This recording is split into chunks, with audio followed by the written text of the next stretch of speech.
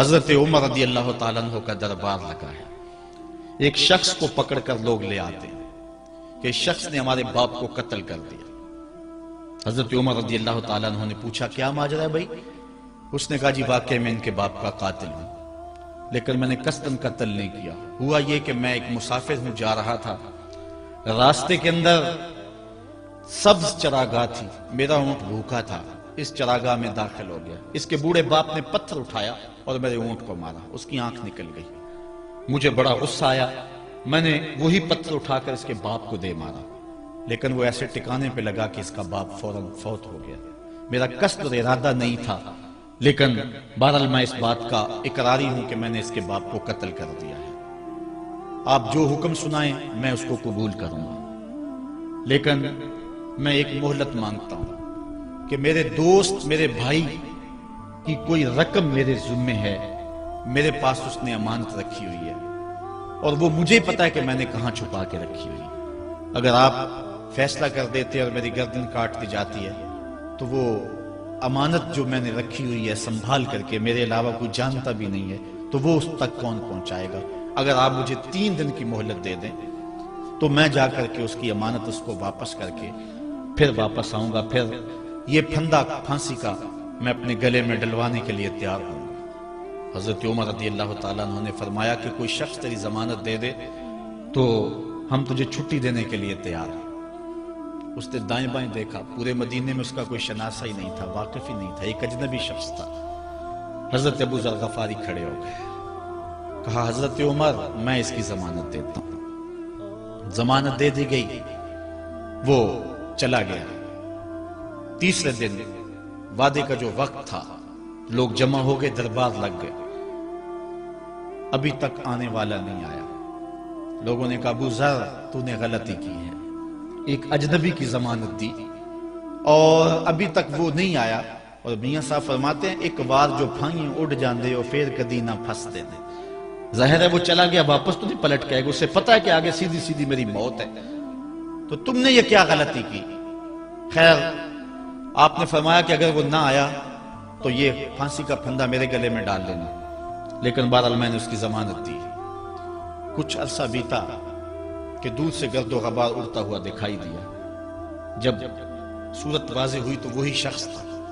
حضرت عمر فاروق رضی اللہ تعالیٰ عنہ کے دربار میں کھڑا ہو کہنے لگا حضرت کسی وجہ سے تاخیر سے پہنچا ہوں، معذرت چاہتا ہوں، اب جو حکم ہے پورا کیجیے. حضرت عمر رضی اللہ تعالیٰ عنہ اس کے پھانسی کے احکامات جاری کر چکے تھے. آپ نے فرمایا کہ ابو ذر یہ بتا کہ تو نے اس کی ضمانت کیسے دی جب تو اسے جانتا نہیں تھا؟ تو سن حضرت ابو ذر غفاری نے کیا کہا ایک اجنبی میرے محمد کے مدینے میں پناہ مانگ رہا تھا اور اس نے چاروں سمت دیکھا اور کوئی شخص نہیں تھا جو اس کو امان دیتا اور اس کی ضمانت دیتا، تو میں نے اس لیے ضمانت دے دی کہ نہ بھی آیا تو اپنی جان چلی جائے گی. کل کو یہ تو نہیں کہے گا کہ محمد کے مدینے میں کسی نے ضمانت مانگی تھی، پورے شہر میں کوئی ضمانت دینے والا نہیں تھا. اس کو کہا کہ انہوں نے تو ضمانت دے دی، میاں اب تو بتا کہ تو چلا گیا تھا، تجھے جانتا کوئی نہیں تھا، نہ پلٹ کے آتا تو تجھے کوئی پوچھنے والا نہیں تھا، تو نے یہ دوبارہ موت کے منہ میں کیوں اپنا سر رکھا ہے؟ تو اس نے کہا کہ میں نے کہا کہ ایک اجنبی کی ضمانت ایسے شخص نے دی ہے جو مجھے جانتا بھی نہیں ہے، اور اگر میں نہ گیا تو لوگ قیامت تک اجنبیوں پر بھروسہ نہیں کریں گے کہ اجنبی یوں سلوک کیا کرتے ہیں. تو حضرت عمر رضی اللہ تعالیٰ عنہ اس کے پھانسی کے احکام جاری کیے.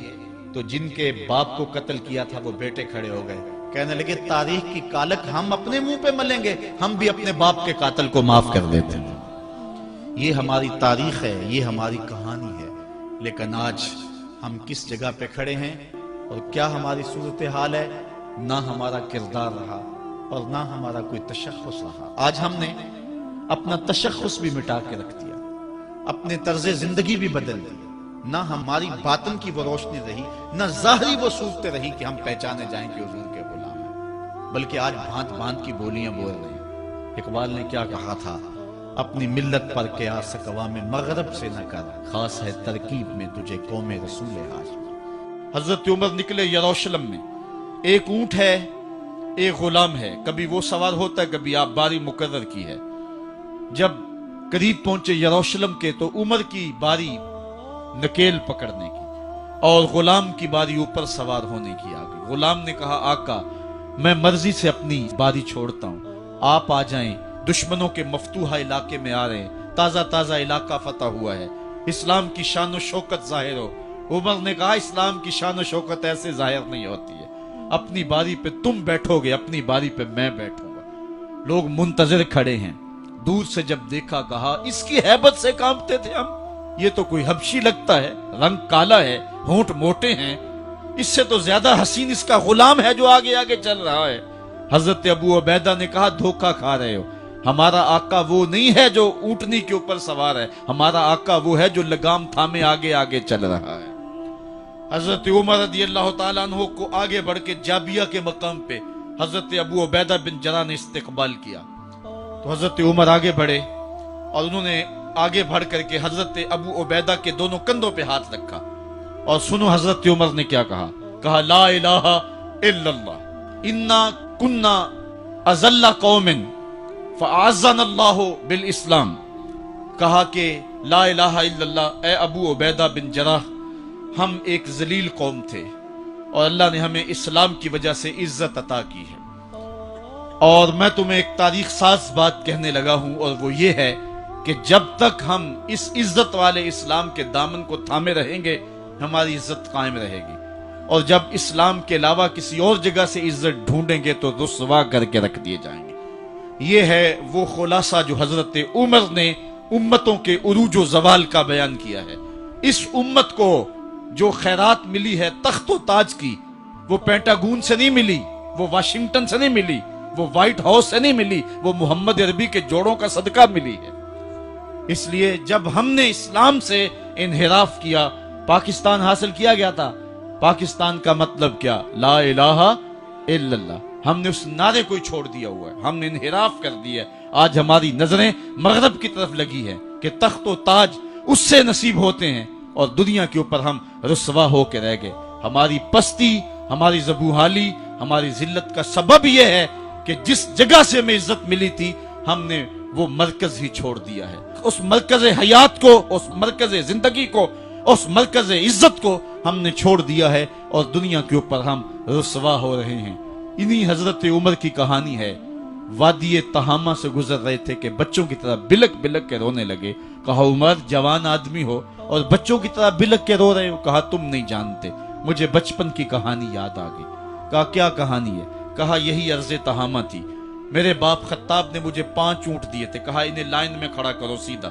میں آگے والا سیدھا کرتا تھا، پیچھے والا ٹیڑھا ہو جاتا، پیچھے والا سیدھا کرتا، آگے والا ٹیڑھا ہو جاتا۔ میرے باپ خطاب نے مجھے بڑا مارا۔ کہا ایک عرب کے بیٹے ہو کہ تم سے 5 اونٹ لائن میں کھڑے نہیں ہوتے؟ کہا ایک زمانہ عمر پہ وہ تھا کہ اس سے 5 اونٹ لائن میں کھڑے نہیں ہوتے تھے، اور آج شرق سے لے کر غرب تک 23 لاکھ مربع میل کی حکمرانی اور انسان بھی لائن میں کھڑے ہیں۔ یہ محمد عربی کے جوڑوں کا صدقہ نہیں ہے تو اور کیا ہے؟ عمر سے تو 5 اونٹ لائن میں کھڑے نہیں ہوتے تھے۔ تو یہ عزتیں، یہ تخت و تاج، یہ حکومتیں ہمیں حضور کی دہلیز سے ملی۔ جب ہم نے اس دہلیز کو چھوڑ دیا تو دنیا کے اوپر رسوا ہو گئے اور ذلیل کر کے رکھ دیے گئے۔ ہماری اخلاقی پستی اور زبوحالی نے ہم کو کہیں کا نہیں چھوڑا ہے۔ دامن رسالت ماب کو چھوڑ دیا ہے، پھر رسوائیاں مقدر نہیں ہوں گی تو کیا ہوں گی؟ آئیے ابھی بھی موقع ہے، توبہ کا دروازہ بند نہیں ہوا، رب سے بھی معافی مانگ لے۔ گنبد خضرا کے مکین کے حضور بھی ہاتھ جوڑ کے کہیں چھوڑ کے آپ کا دامن رحمت، آقا ہم سے بھول ہوئی، کھو دی اپنی قدر و قیمت، آقا ہم سے بھول ہوئی، دیکھ ہماری آنکھ مچولی، اپنے سینے اپنی گولی، بھول گئے ہم درس اخوت، آقا ہم سے بھول ہوئی، دنیا کے ٹھکرائے ہوئے ہیں، تیرے در پہ آئے ہوئے ہیں، کھول دے اپنا باب رحمت، آقا ہم سے بھول ہوئی۔ عبداللہ بن عمر اور عبید اللہ بن عمر بصرہ سے گزر رہے تھے ایک جنگ سے واپسی پر، تو حاکم بصرہ نے آپ کو کچھ پیسے دیے کہ یہ مال غنیمت میں جا کے جمع کروا دینا، اور پھر خود ہی مشورہ دیا کہ عراق کے اندر فلاں فلاں چیز بہت سستی مل جاتی ہے، اور حجاز میں ان چیزوں کی قیمت زیادہ ہے. تو اگر آپ ایسا کر لیں کہ یہ ان پیسوں سے خرید لیں اور جا کے مدینہ المنورہ میں فروخت کر دیں تو جو زائد پیسے آپ کمائیں گے وہ آپ کے ہوئے. اور یہی اشرفیاں جو میں نے دی ہیں آپ کو، اتنی اشرفیاں بیت المال میں جمع کروا دینا. تم نے محنت کی ہوگی، تجارت کی ہوگی، تو جتنے بچیں گے وہ آپ کے ہوں گے. تو انہوں نے کہا بہت اچھا. وہاں سے مال خرید لیا، مدینہ المنورہ میں آ کے بیچ دیا. جتنی اشرفیاں انہوں نے وہاں سے دی تھی بیت المال کے لیے، اتنی بیت المال میں جمع کروا دی. حضرت عمر رضی اللہ تعالیٰ عنہ کو پتہ چلا، بیٹوں کو بلایا، کہا کہ سنا ہے تم نے کوئی کمائی کی ہے؟ کہا جی ہم نے تو تجارت کی اور جو مال لیا تھا اتنا مال بیت المال میں جمع کروایا ہے. کہا تم بیت المال کے پیسوں پر کمائی کی ہے، وہ پیسے بھی تمہیں بیت المال میں جمع کروانے پڑیں گے. یہ عمر ہیں رضی اللہ تعالیٰ. رومی شہنشاہ کی بیوی سلام بھیجتی ہے حضرت عمر رضی اللہ تعالیٰ عنہ کی اہلیہ کو، تو وہ 1 دینار ادھار لے کر کے اس کا عطر خریدتی ہیں اور شیشیوں میں ڈال کر کے ان کو بھیجتی ہیں کہ چلو ایک رواداری کا اچھا ثبوت فراہم کیا جائے. تو وہ واپسی پر انہی شیشیوں کے اندر قیمتی موتی بھر کے بیچتی ہیں، جواہرات بھر کے بیچتی ہیں. حضرت عمر رضی اللہ تعالیٰ عنہ فرماتے ہیں لاؤ یہ سارے جواہرات، سب کو فروخت کرتے ہیں. 1 دینار اس کو دیتے ہیں، باقی بیت المال میں جمع کر دیتے ہیں. تو جب اپنی زندگی اتنی محتاط ہوگی، اتنی خوبصورت ہوگی، تو پھر کس طرح کوئی گورنر زیادتی کر سکتا ہے؟ تو حضرت سیدنا عمر رضی اللہ تعالیٰ عنہ نے اپنا طرز زندگی اور انداز معاشرت اتنا سادہ اور اتنا خوبصورت رکھا کہ اس کے مطابق تمام گورنروں کو ڈھالنے کی تلقین کی. آپ جب بھی کسی شخص کو بطور گورنر اس کا تعین کرتے تو اس کو یہ نصیحتیں کرتے: ایک ترکی گھوڑے پہ سوار نہیں ہوں گے، باریک کپڑا نہیں پہنیں گے، اور انچھنے آٹے کی روٹی کھائیں گے، مکان کا دروازہ نہیں لگائیں گے، کوئی حاجب نہیں رکھیں گے، چوکیدار نہیں رکھیں گے، بواب نہیں رکھیں گے، جو تمہارے تک پہنچنا چاہے ڈائریکٹ پہنچ جائے. اللہ اکبر. اور پھر جب کسی کو متعین کیا جاتا اس کی جائیدادیں لکھ لی جاتی کہ اس کے پاس کتنی جائیداد ہے، وہ حساب اپنے پاس رکھتے. اور جب وہ معزول ہوتا یا اس کا وقت ختم ہوتا تو آپ دیکھتے کہ اب اس کے پاس جائیداد کتنی ہے. اگر وہ جو پہلے آپ نے اپنے پاس ریکارڈ رکھا ہوتا اس سے جائیداد اس کی زیادہ ہوتی تو حضرت عمر بقیہ جائیداد بیت المال میں جمع کرتے. اللہ اکبر. اور یہ کیسے تھا؟ گورنر بول نہیں سکتا تھا، اس لیے کہ حضرت عمر کی اپنی بود و باش بھی اسی طرح کی تھی، اپنا طرز زندگی بھی اسی طرح کا تھا. مال غنیمت میں بہت ساری چادریں آتی ہیں جو سب کو تقسیم کر دی جاتی ہیں. خطبہ جمعہ دینے کے لیے آئے تو ایک شخص کھڑا ہو گیا. عمر خطبہ بعد میں سنیں گے، پہلے یہ بتائیں کہ یہ جو تم نے قمیض پہنی ہے یہ کہاں سے آئی؟ مال غنیمت کے اندر جو چادریں آئی ہیں سب کے حصے میں ایک ایک چادر آئی. آپ داراز قد ہیں، ایک چادر سے قمیض نہیں سل سکتی، تو آپ کی قمیض کہاں سے آئی؟ پہلے اس سوال کا جواب دے دیجئے، پھر خطبہ سنیں گے. اللہ اکبر. آپ کے بیٹے کھڑے ہوتے ہیں. کہا ایک چادر سے میرے باپ کی قمیض نہیں بنتی تھی، میں نے اپنے حصے کی چادر بھی اپنے باپ کو پیش کی ہے.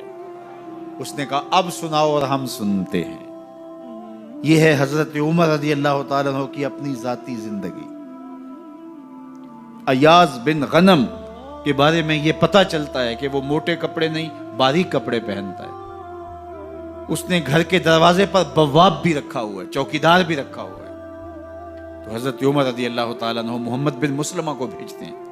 محمد بن مسلمہ جاتے ہیں اور جا کے تحقیق کرتے ہیں تو ایسا ہی پاتے ہیں، تو ان کو وہیں گرفتار کر کے لے آتے ہیں اور حضرت عمر کے دربار میں پیش کیا جاتا ہے. چھڑی اس کے ہاتھ میں دے کر فرماتے ہیں جاؤ تم بکریاں چرایا کرو، تم گورنری کے لائق نہیں ہو. ایک گورنر کو بکریاں چرانے پہ لگا دیتے ہیں اس لیے کہ تم نے ان اصولوں سے، ان ضابطوں سے انحراف کیا ہے جو ایک سلطنت کے ذمہ دار کے لیے لازم اور ضروری ہیں. دور موجود کے حکمرانوں کو چاہے وہ عرب کے حکمران ہوں چاہے وہ عجم کے حکمران ہوں، اگر وہ اسلام کا نام لیتے ہیں تو انہیں اپنے اعمال کا جائزہ لینا ہوگا کہ ہم کھڑے کہاں ہیں۔ حضرت عمر بن عبدالعزیز جو کہ اموی خاندان کے چشم و چراغ تھے، لیکن ان کا مزاج سب سے ہٹ کے تھا، انوکھا اور نرالا تھا۔ سلیمان نے ساری زندگی تخت و تاج کی بسر کرنے کے بعد سوچا کہ میں ان کو اپنا نائب بناؤں۔ تو خیر جب ان کا انتقال ہوا تو لوگ دمشق کی جامع مسجد میں جمع ہوئے اور وصیت نامہ پڑھا گیا۔ تو حضرت عمر بن عبدالعزیز کھڑے ہوئے، فرمائے لوگوں، نہ تو میری منشا تھی کہ مجھے خلیفہ بنایا جائے اور نہ مجھے اس بات کا علم تھا، یہ میری منشا اور آپ لوگوں کی مشاورت کے بغیر کیا گیا ہے، میں اس سے دستبردار ہوتا ہوں، آپ جس کو چاہیں اپنا خلیفہ مقرر کر لیں۔ تو لوگوں نے کہا آپ ہی ہمارے امیر ہیں، آپ ہی ہمارے خلیفہ ہیں۔ تو آپ نے فرمایا کہ جب تک اللہ کی اطاعت کرتا رہوں تب تک تمہارا خلیفہ رہوں۔ اور پھر آپ نے حکم نامہ جاری کیا کہ میری جتنی جائیداد ہے ساری بیت المال میں جمع کروائی جائے، اور جتنے بھی اموی شہزادے تھے ان کی جائیدادیں جو لوگوں کے ضبط کی ہوئی تھی سب کو بحق سرکار ضبط کرنے کا حکم نامہ جاری کیا۔